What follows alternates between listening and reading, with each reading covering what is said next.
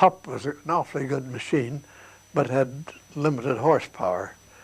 And so the Camel was brought out, which had a great increase of power, and it could operate up to about, say 17,000 feet. It wasn't very good over 17,000. It was sloppy over 17,000 feet because it was a narrow wingspan, about the same as the pup, you see. But it was a very effective machine, the most in the war. It brought down more enemy planes than any other plane in the war. 1,300 planes the Camel brought down, more than any other machine in the war. What was its armament? Which? The armament? Well, it started out with one Vickers gun, and then eventually it had 2 Vickers guns. And they were synchronized through the propeller? Oh, it fired through the propeller. Through the propellers. Yeah. And what was the body made up of? Was it metal or? No, it was wood. Wood, and what covered the body? Well, fabric. What made it such a wonderful aircraft?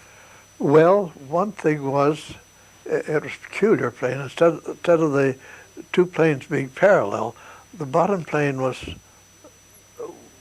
changed level, and so in taking off, if you weren't aware of it, it killed a lot of pilots this way, because taking off, if you weren't prepared for what would happen, with the motor would have so much pull one way that it could just, instead of taking off, would take it right into the ground, you see. But you had to be prepared to put full rudder on against that when you took off in order to fly straight, you see.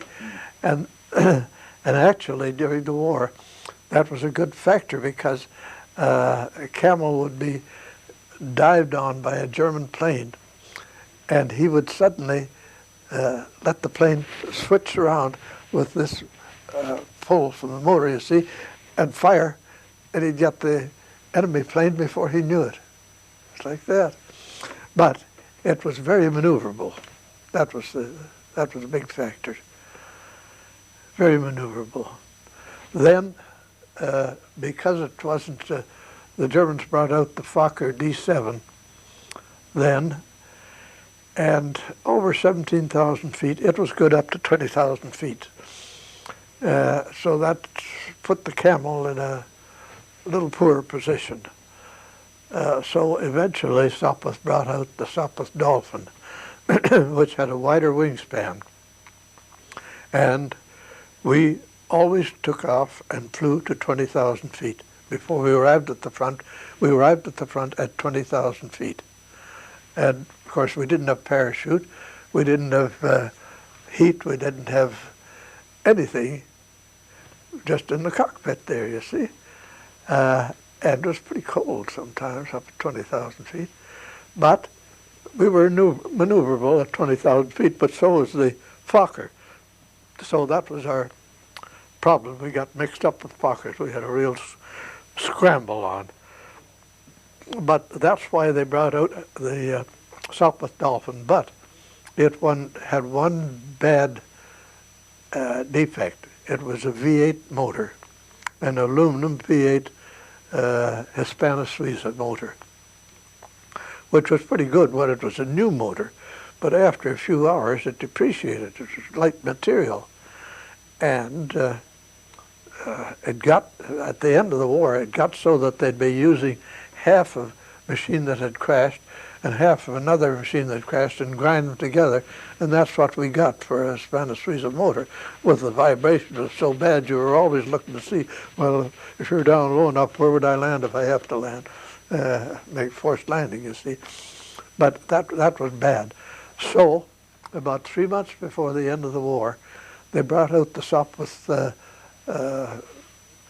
Snipe, which had the same wingspan as the Sopwith Dolphin, but went back to the rotary motor, a stronger rotary motor, and that was very efficient. The plane itself, this fabric and wood plane. Yeah.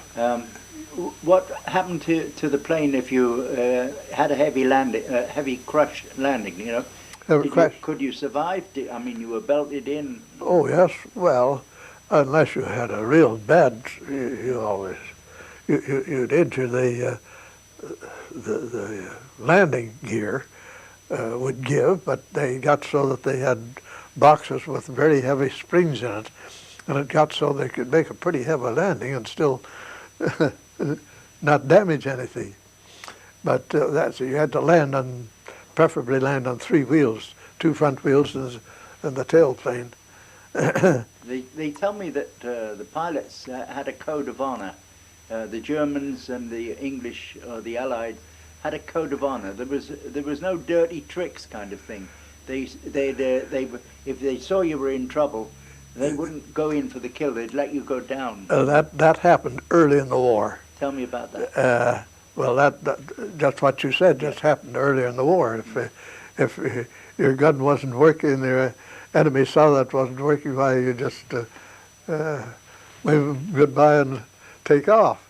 But that didn't happen after, well into 1916, the end of 1916. That was all finished with.